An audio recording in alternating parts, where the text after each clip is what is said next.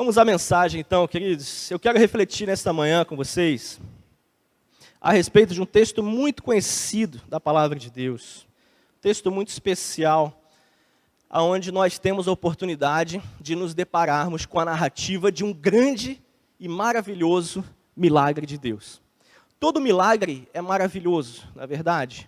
Se assim não fosse, não seria um milagre. Mas só que há alguns milagres que parece que nos impactam com mais força, e esse é um deles. Eu sei que você já leu a respeito, e estaremos refletindo a respeito do agir de Deus através de um de seus profetas, tendo como alvo uma família necessitada. Havia uma família com uma grande necessidade. Havia uma família com uma angústia desesperadora, que precisava de uma intervenção imediata de Deus. E ali nós tivemos a chance de observar o agir de Deus de uma forma poderosa, de uma forma absolutamente inesperada e sobrenatural. O agir de Deus veio sobre aquela casa que precisava tanto do agir de Deus naquele momento. E eu quero fazer a reflexão, irmãos, sobre esse texto, debaixo de uma perspectiva diferente. Queria refletir sobre esse milagre de Deus, tendo como ponto a perspectiva dos relacionamentos. Inclusive, o tema dessa mensagem é esse: o agir de Deus e os relacionamentos.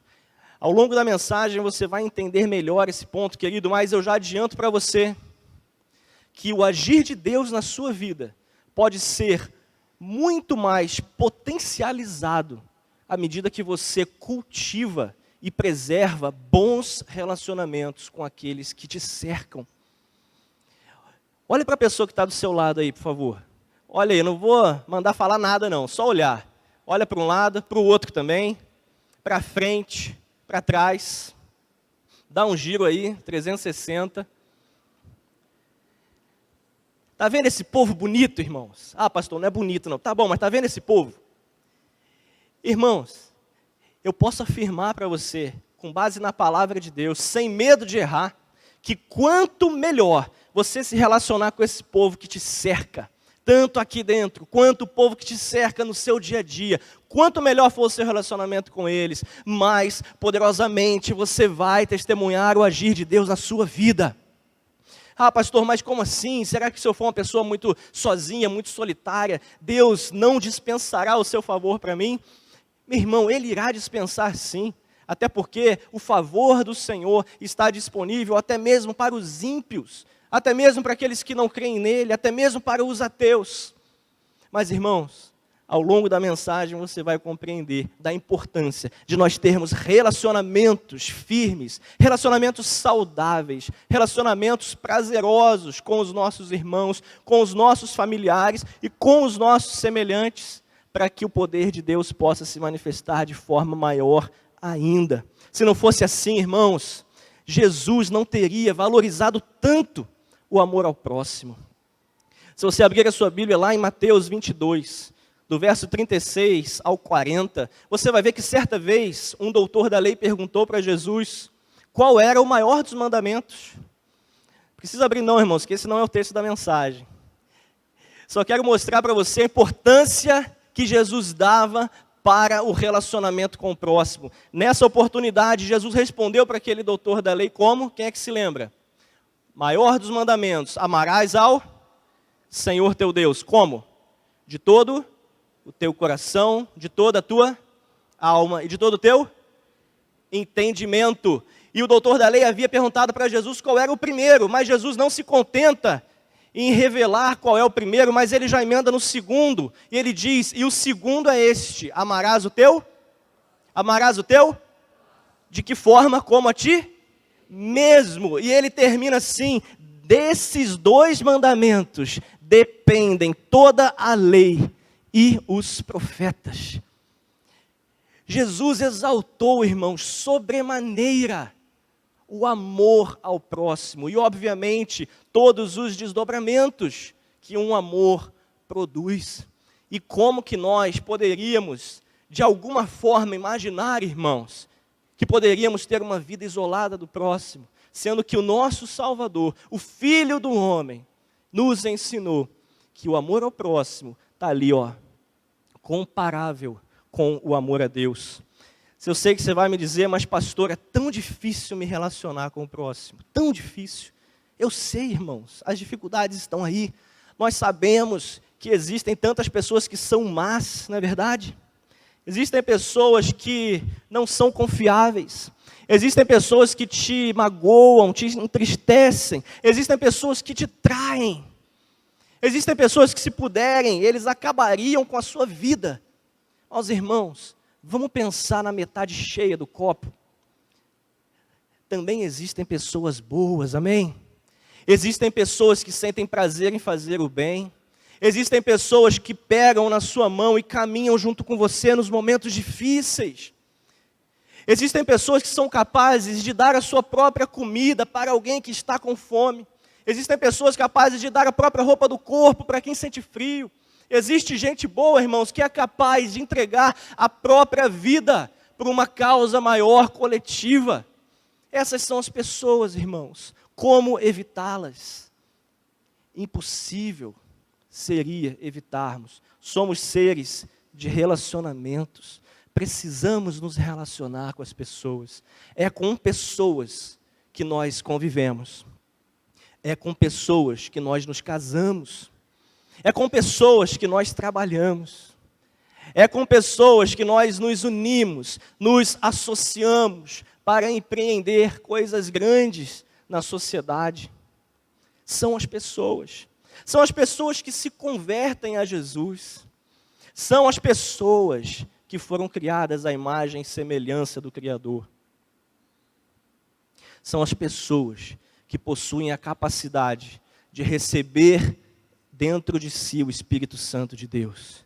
E querido, eu quero chegar daqui a pouco ao final desta mensagem, confiando que Deus irá ministrar aos nossos corações este desejo e este senso de urgência em estabelecermos relacionamentos e também reestabelecermos relacionamentos. Você está disposto a isso? Amém ou não amém? Então se levante nesse momento, em nome de Jesus. Abra sua Bíblia, segundo livro dos Reis, capítulo 4. Estaremos lendo desde o verso 1 até o verso 7. Segundo livro dos Reis, capítulo 4, de 1 a 7.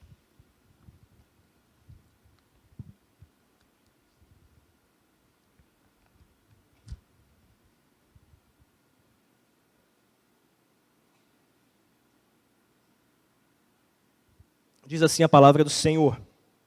Certo dia, a esposa de um dos discípulos dos profetas procurou Eliseu e disse: seu servo, meu marido, morreu. O Senhor sabe que ele era um homem temente ao Senhor, mas agora os credores vieram cobrar as dívidas dele e eles querem levar meus 2 filhos como escravos. O que eu posso fazer por você? Perguntou Eliseu. Diga-me, o que você tem em casa? E ela respondeu: não tenho nada, a não ser uma vasilha de azeite. Verso 3. Então vá a todos os vizinhos e amigos e peça que lhe emprestem muitas vasilhas vazias, disse o profeta. Depois entre em sua casa com seus filhos e feche a porta. Derrame aquele azeite que a senhora tem em cada vasilha vazia e vá colocando de lado as que estiverem cheias. Então ela voltou, fechou-se em casa com seus filhos, pegou sua vasilha de azeite e começou a encher as vasilhas vazias que os filhos iam trazendo, uma a uma. E ela ia enchendo e colocando de lado. Quando todas as vasilhas estavam cheias, ela disse a um dos seus filhos: traga mais uma vasilha. E ele respondeu: já lhe entregamos todas, não há mais nenhuma. Então o azeite parou de correr. Verso 7. Ela correu e foi contar ao homem de Deus. E Eliseu disse: agora vá, venda todo o azeite e pague as suas dívidas. Ainda vai sobrar dinheiro para você e seus filhos viverem. Amém, irmãos? Você pode se assentar. Como eu disse na parte introdutória dessa mensagem, estaremos analisando esse milagre de Deus debaixo da perspectiva dos relacionamentos. E o primeiro tipo de relacionamento que eu quero apresentar aqui aos irmãos é o relacionamento dos pais para com os filhos. Irmãos, como é vital, como é importante, como é indispensável, irmãos, que os pais tenham bons relacionamentos com os seus filhos. Mas que afirmação óbvia, não é verdade? Eu nem precisava estar afirmando isso aqui diante dos irmãos, uma coisa tão óbvia. É óbvio que o relacionamento dos pais precisa e é importante demais para com os filhos. Isso é óbvio, mas irmãos, cada dia que passamos, sentimos mais e mais a necessidade de reforçar as coisas óbvias. Porque nos parece que o óbvio de sempre já não é mais o óbvio de hoje.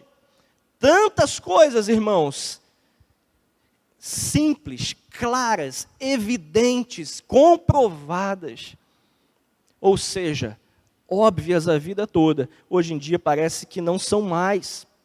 Não são mais, irmãos. Parece que hoje, quando nós dizemos que homem é homem e mulher é mulher, parece que nós estamos falando um absurdo, passível até de sermos processados por isso. Quando nós dizemos, irmãos, que as leis de Deus são perfeitas, quando nós dissemos, irmãos, que a abstinência do álcool é uma dádiva e uma bênção, nós somos taxados de retrógrados. Quantas afirmações, irmãos, que sempre foram óbvias, hoje em dia não são mais. E por isso precisam ser reforçadas em todo momento. Estamos aqui diante de um exemplo clássico de como as atitudes dos pais afetam a vida dos filhos. Estamos diante de uma família amargurada, uma família que já tinha a dor do luto, da perda do seu pai. Agora aquela mãe, viúva, com 2 filhos, recebe em sua porta os credores, querendo levar os 2 de seus filhos como escravos para pagar uma dívida. Temos um quadro, irmãos, que por causa da dívida de um pai, os filhos estavam correndo o risco de serem escravizados. Mas, pela atitude de fé de uma mãe, esses filhos não o foram. Irmãos, há uma relação direta de causa e consequência. A partir das nossas atitudes, a partir das nossas posturas como pais, tudo isso se refletirá na vida dos nossos filhos, inevitavelmente. Além do exemplo que nós temos aqui, de como a atitude de um pai, e eu não vou entrar aqui no mérito, irmãos, da questão da responsabilidade ou da irresponsabilidade quanto às dívidas daquele pai. Porque nós sabemos que homens de Deus, como este homem, também se endividam. Muitas vezes as dívidas são fruto de irresponsabilidade, outras vezes não. Outras vezes elas são fruto de crises inesperadas, catástrofes, acontecimentos inesperados na família.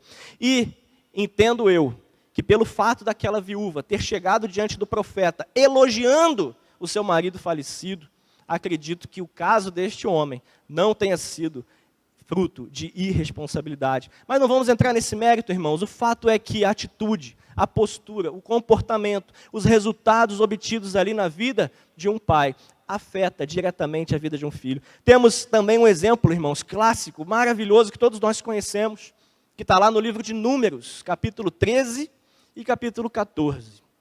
Recomendo essa leitura, irmãos, hoje à tarde, depois do almoço, depois daquele soninho que você tira na sua casa. Abre sua Bíblia e leia Números 13 e Números 14. Lá nós temos uma explicação maravilhosa do porquê que o povo de Israel peregrinou 40 anos no deserto. Olha só que coisa tremenda, irmãos. Você sabe quanto tempo levou para o povo de Israel sair do Egito e chegar diante da terra prometida? Quanto tempo foi? Fala bem alto, irmão, interage comigo. Quanto tempo foi? 40 anos? A resposta é errada. 40 anos foi o tempo que levou para o povo de Israel entrar, possuir e se estabelecer naquela terra. Agora, a viagem do Egito até ali, as portas, as fronteiras da terra prometida, levou cerca de um mês, ou um pouco mais de um mês. E passado esse tempo, 30 dias, talvez um pouco mais, diante da terra prometida, Moisés, orientado por Deus, envia 12 espias para poderem analisarem aquela terra. E eram 12 espias escolhidos de cada uma das tribos de Israel, eram cabeças de família, eram patriarcas. E esses patriarcas, por que não chamá-los também de pais, eles foram até a terra prometida, ficaram 40 dias espiando a terra, montando o seu relatório, tirando as fotos, gravando os vídeos mais precisos, tudo mentalmente, né, irmãos? E chegaram, depois de 40 dias, para dar o relatório para Moisés. E sabe qual foi o relatório, irmãos? Aqueles 12 homens. Desses 12 homens, apenas 2 disseram para Moisés assim: olha, a terra é boa e nós vamos entrar e tomar posse dela, porque o Senhor a entregará em nossas mãos. 2 apenas, irmãos, Josué e Caleb. Vocês conhecem a história. Os outros 10 disseram assim: Moisés, esquece isso. Isso não é para a gente. A terra é boa sim, mas os homens que lá habitam são grandes demais, são fortes demais. Tudo gente musculosa, tudo gente que dá o dobro de nós. Perto daqueles homens, nós parecemos como se fôssemos gafanhotos. Não vamos nem tentar, esquece isso. E esse relato desses 10 pais, sem fé, afetou todo o povo. Houve um grande clamor, uma grande angústia, um grande choro na nação. A nação começa a se revoltar e diz assim: como pode ter acontecido isso? Saímos da escravidão do Egito e vamos agora morrer debaixo da espada desse povo. E Deus se enfurece grandemente com aquele povo e diz assim: Moisés, esse é um povo teimoso, esse é um povo sem fé. Eu tenho vontade de destruir esse povo. E Moisés intercede pelo povo. E por fim Deus fala assim: olha só, Moisés, eis o que eu farei. Quantos foram os dias que esses espias ficaram na terra? 40. Então esse é o número de anos que o povo peregrinará no deserto, até que ele seja considerado digno de entrar na terra prometida. Avise ao povo que nenhuma pessoa de 20 anos para cima pisará na terra prometida, exceto Josué e Caleb. Todo o resto terá o seu cadáver caindo no deserto. E avise para os jovens, os de 20 anos para baixo, que eles terão que peregrinar 40 anos nesse deserto, até que os seus pais morram, até que os seus parentes mais velhos morram. E aí sim eles poderão pisar na terra prometida. Irmãos, que maldição, que castigo, que sofrimento uma geração inteira carrega sobre si, por causa das más escolhas das gerações anteriores. E irmãos, precisamos tomar muito cuidado com aquilo que fazemos hoje, porque isso refletirá inevitavelmente na vida dos nossos filhos e filhas. Irmãos, você que é pai, você que é mãe, encare os seus filhos como uma espécie de campo pronto para ser semeado. Toda semente que você jogar lá irá florescer. Se for semente ruim, vai nascer coisa ruim. Se for semente boa, vai nascer coisas boas para a honra e glória do Senhor Jesus. Agora, se não for semente nenhuma, pastor, eu não tenho plantado nada. Se preocupa não, que tem gente que está plantando, irmãos. O YouTube planta todo dia sementes no coração do seu filho. As professoras, os professores da escola, todo dia plantam sementes no coração do seu filho. Os seus vizinhos, os colegas dele da rua. Muita gente existe, irmãos, para plantar sementes na terra do coração dos seus filhos. O problema disso é que o tempo vai passar.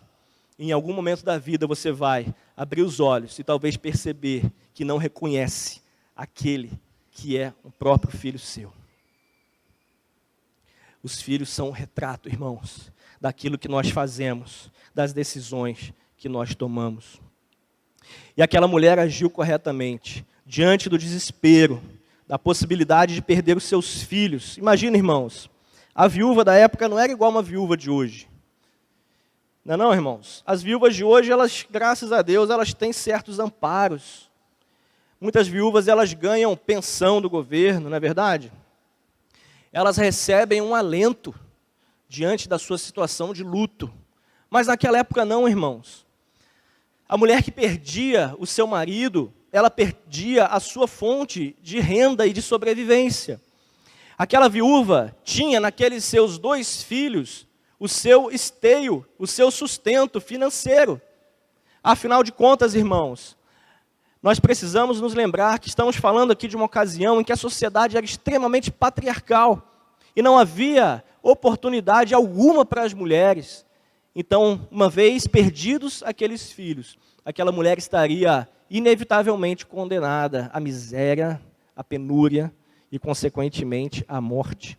Era essa a situação daquela mulher. E aí ela toma uma atitude, irmãos, essa sim, uma atitude que impactou de forma positiva, de forma salvadora, com relação à vida dos seus filhos. Ela procura o profeta. Ela procura um homem de Deus. E a palavra de Deus nos diz que esse profeta era Eliseu. E o seu marido falecido era um discípulo de Eliseu. Então ela vai até ele, porque ela pensa assim, olha, o meu homem era temente a Deus, o meu marido temia ao Senhor. E ela apresenta essas credenciais diante do profeta. O Senhor sabe que meu marido era temente a Deus, e a situação é esta. E o profeta faz uma pergunta curiosa para ela. Pensem comigo, irmãos. A crise estava instalada de forma intensa dentro daquele lar. Então ela sai da sua casa e vai lá fora procurar a salvação, procurar a provisão lá fora. E quando ela conversa com o homem de Deus, ele pergunta para ela o que ela tem aonde? Dentro de casa. Aquele local de crise, irmãos. Aquele local da onde ela certamente imaginava que não tinha como sair nada. Foi exatamente aquele local que foi o alvo da visão do profeta. O que você tem em casa, mulher? Fala para mim o que você tem em casa. E aí ela, logo de cara, diz assim, olha, eu não tenho nada em casa. A não ser uma vasilha ou uma botija de azeite. Irmãos, você deve se lembrar que no Antigo Testamento, o azeite, ele é um símbolo material do Espírito Santo de Deus. O azeite era utilizado em rituais, em cerimônias e em ocasiões muito especiais, aonde em algum momento ele era derramado sobre a cabeça de alguém, ou sobre determinado local. E no momento em que o azeite era derramado, a presença de Deus se manifestava de forma poderosa no local. O lugar se enchia da glória de Deus, coisas maravilhosas aconteciam, irmãos, por causa da presença de Deus ali naquele local. E o profeta pergunta para ela, mulher, o que você tem em casa? E essa pergunta de séculos e séculos atrás, irmãos, eu faço para você hoje, meu irmão, minha irmã, o que você tem em casa? O que você tem lá? Ah, pastor, eu tenho tanta coisa, mas nada que seja tão útil assim. Irmão, o que você tem em casa é baseado naquilo que você tem na sua casa, que Deus pode fazer um grande mover na sua vida. Meu irmão, você não tem a noção do tamanho da revolução santa que pode acontecer no seu lar, se lá dentro houver a presença de Deus. A partir daí, grandes coisas podem acontecer. Irmãos, nós lamentavelmente sabemos que se essa pergunta for feita para certas pessoas, elas vão responder assim, olha pastor, lá na minha casa tem de tudo, menos da presença de Deus. Eu não estou falando de casa apenas de ímpios não, irmãos. Lamentavelmente, eu me refiro aqui à casa de muitos crentes. Casa de muitos crentes, irmãos, que você se perguntar o que você tem na sua casa, se a resposta for sincera, ela vai ser mais ou menos assim, pastor, na minha casa eu tenho discórdia beça. Na minha casa eu tenho discussão todo dia. Na minha casa eu tenho inimizade, pastor. Na minha casa eu tenho relacionamento rompido com meus filhos. Na minha casa eu não tenho confiança entre marido e mulher. Na minha casa, a mulher não pode saber a senha do celular do marido, e nem vice-versa, porque não há confiança. Na minha casa, o quarto dos filhos são território proibido para os pais. Na minha casa, pastor, há confusão. Na minha casa, há bagunça. Na minha casa, a TV fica ligada em emissoras que só produzem conteúdos comparados a lixo. Irmãos, essa, lamentavelmente, é a realidade de muitas casas, de várias pessoas que nos cercam. Às vezes você não sabe disso, mas essa é a triste realidade de muitos pais, de muitas mães. O que você tem em casa? Será que Deus pode usar algo que tem lá para trazer uma grande transformação para você e para a sua família? Ele está perguntando: o que você tem em casa? Ao dizer ao profeta que ela tinha uma botija de azeite, as coisas começaram a clarear. E o profeta dá uma ordem a ela muito interessante. Ele diz assim: então vá, peça vasilhas vazias emprestadas para os seus vizinhos, para os seus amigos, para os seus parentes, não poucas. Essa versão está muitas, em outras versões está assim, não poucas. Peça muitas vasilhas. E aquela mulher correu e foi, irmãos. Não temos aqui os detalhes de como ela bateu de casa em casa, de como ela chamou os amigos, não temos, mas temos aqui a resposta de que ela realmente conseguiu muitas vasilhas para levar para casa. E agora, irmãos, eu saio das questões de relacionamento familiar e vou para as questões de relacionamento com o seu semelhante. E a pergunta que eu te faço é a seguinte: se fosse você, no lugar daquela viúva, você teria para quem pedir vasilhas? Ah, pastor, mas é tão fácil, é só sair pedindo. Mas, meu irmão, eu quero te dizer uma coisa: só pede vasilha e só consegue vasilha emprestada quem um dia já emprestou. Só consegue um ombro para chorar aquele que um dia já emprestou o seu ombro para alguém chorar nele. Irmãos, quantas vasilhas você acha que conseguiria?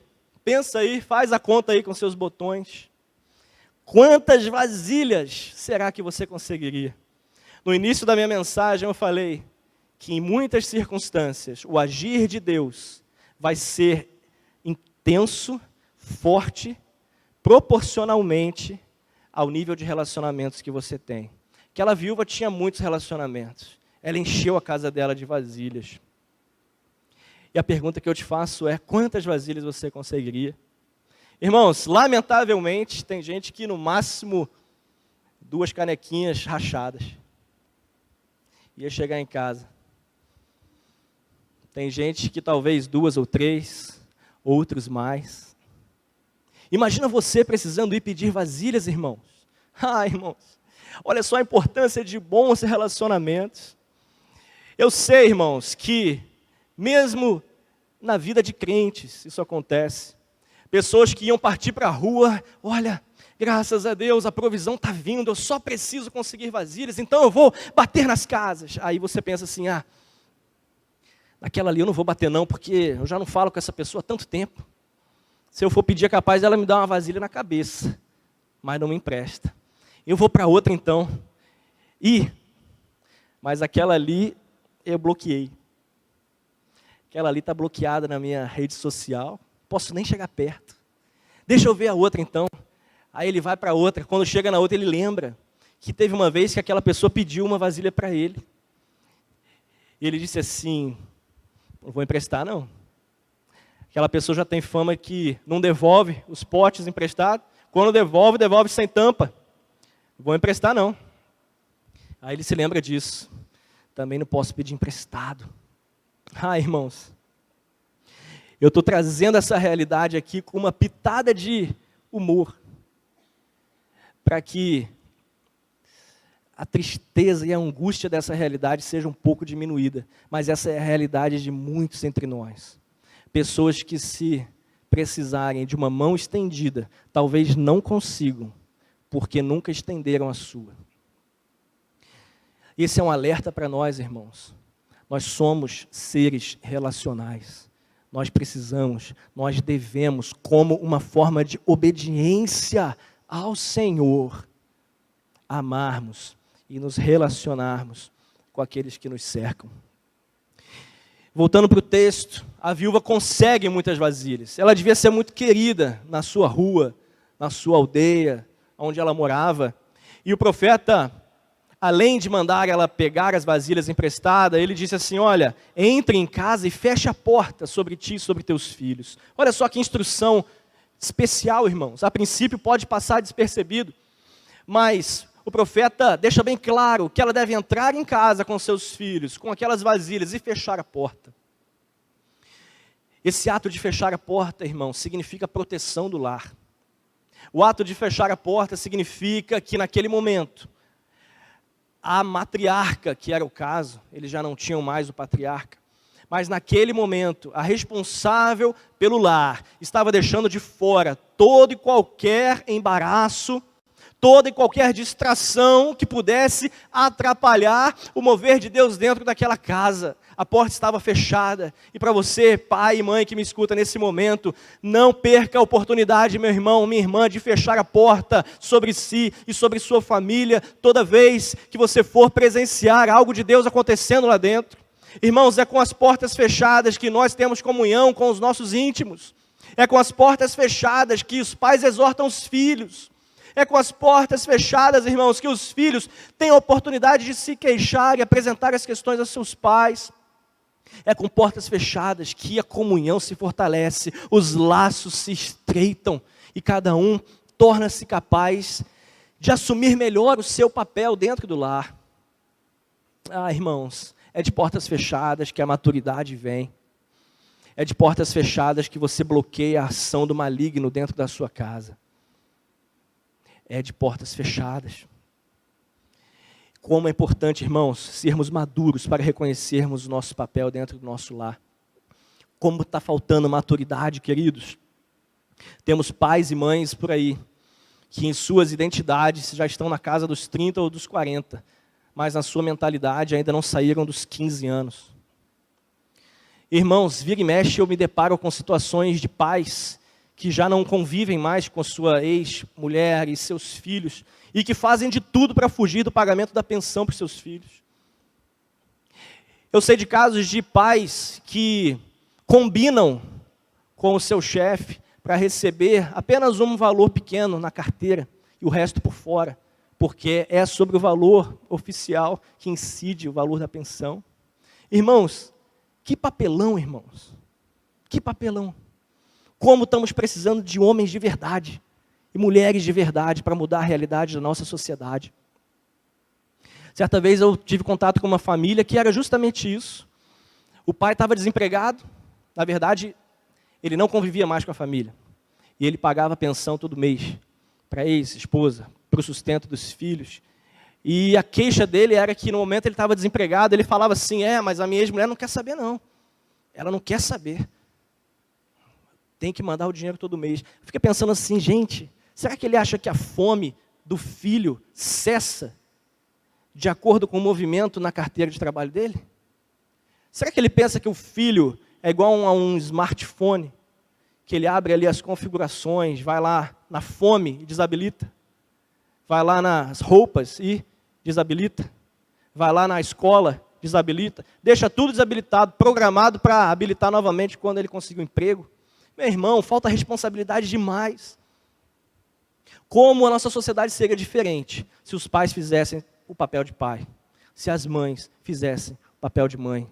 Eu tenho certeza, irmãos, baseado na palavra de Deus, que as bênçãos do Senhor correriam por essas ruas, correriam pelas nossas casas, correriam a Deus, irmãos, de forma abundante, de forma tremenda.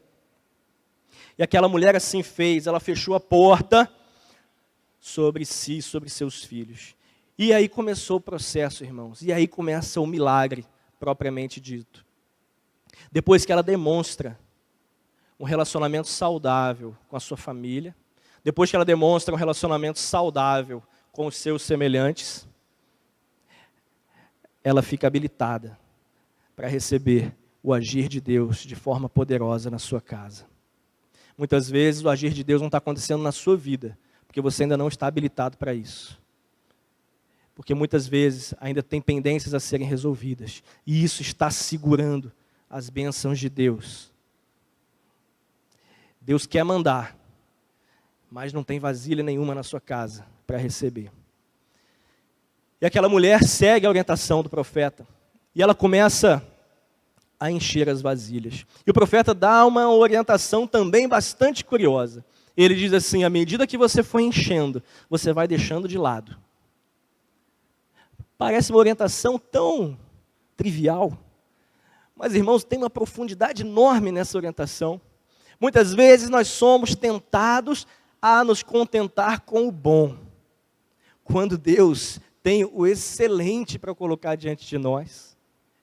O profeta orientou aquela viúva, irmãos, para que, imagine só, você imagine, e eu gosto muito de ensinar isso, que quando você está lendo a Bíblia, irmãos, imagina o filme passando, imagina o filme. Imagina que você é uma mosquinha ali dentro daquela casa da viúva. Imagina você lá dentro, portas trancadas, aquele semblante de expectativa, a viúva ali diante das vasilhas, os seus filhos em volta, e ela com a botija na mão. Ah, irmãos, imagina essa cena. Imagina ela pensando assim: é agora que eu vou obedecer a ordem do profeta. E ela vai e começa a encher a vasilha. E ela vê o azeite caindo, até aí normal, mas ela percebe que à medida que o azeite cai, o peso da botija em suas mãos não diminui. Ela começa a notar que há algo diferente, até o ponto da vasilha ficar cheia até a boca, e a sua botija continuar cheia também. Ah, irmãos, eu acho que se o profeta não tivesse mandado ela deixar de lado e pegar a próxima, ela ficaria ali, paralisada, contemplando aquele agir maravilhoso de Deus, que era sim maravilhoso, mas era só o início daquilo que Deus tinha para a vida dela naquele momento. Bota de lado o que é bom, meu irmão, porque vem coisa melhor. Você crê nisso? E aquela viúva estava ali, a primeira vasilha cheia. Aí ela se lembra da ordem do profeta: põe de lado. Aí vem uma outra vasilha vazia. E imagino, irmãos, isso é imaginação minha, mas é o senso humano. Imagino que ela aos poucos começa a fortalecer a sua fé, e aí ela começa a encher de novo. Provavelmente, irmãos, talvez tenha passado pela cabeça dela: e agora, será que vai encher mais uma? Vamos lá, será? Eu não estou entendendo isso, mas vamos obedecer ao que o profeta mandou. E ela vai e começa a derramar, e a segunda vasilha se enche, e ela pega e bota de lado, e aí vem mais uma vasilha vazia, mais uma oportunidade dela testar a sua fé. Ah, meu irmão, a fé de Deus ela precisa ser trabalhada, como os músculos de uma academia. Meu irmão, na sua vida virão muitas vasilhas vazias pela sua frente, mas creia que o poder de Deus, que já encheu várias, continuará enchendo todas elas. E ela vai deixando de lado todas as vasilhas cheias, e vasilhas novas surgem diante dela. E ela vai enchendo, até o ponto que ela fala para um dos filhos: traga-me a próxima. E o filho diz: acabaram as vasilhas. E naquele momento o azeite cessa. Para encerrar a mensagem, irmãos, eu quero dizer que a limitação está sempre do lado de cá. Nós pertencemos a um Deus infinito e abundante. Ele é o Deus Todo-Poderoso, Jeová Rafá, Jeová Jirê. Ele é o Deus criador de todas as coisas. Ele é Deus que nos sustenta, irmãos. Ele tem todo o universo em suas mãos. Aleluia, irmãos. Esse é o nosso Deus, a quem pertencemos. E Ele não se limita à quantidade de vasilhas que nós temos. Se aquela mulher tivesse um suprimento infinito de vasilhas, ela estaria enchendo essas vasilhas até hoje, irmãos. Séculos e séculos, fluindo azeite sem parar, infinitamente, porque Ele é o dono do azeite, Ele é o dono das azeitonas, Ele é o dono das oliveiras, Ele é dono do jardim inteiro, irmãos, Ele é dono de tudo. Glória a Deus por isso. Você pertence a esse Deus, amém? É esse Deus, meu irmão, que quer encher as nossas vasilhas. Aleluia. Você crê, meu irmão, que algo sobrenatural pode acontecer na sua vida? Se você crê, eu quero pedir que você abaixe sua cabeça nesse momento. E ao som da canção, eu quero que você reflita bastante a respeito de tudo que você ouviu aqui nesta manhã.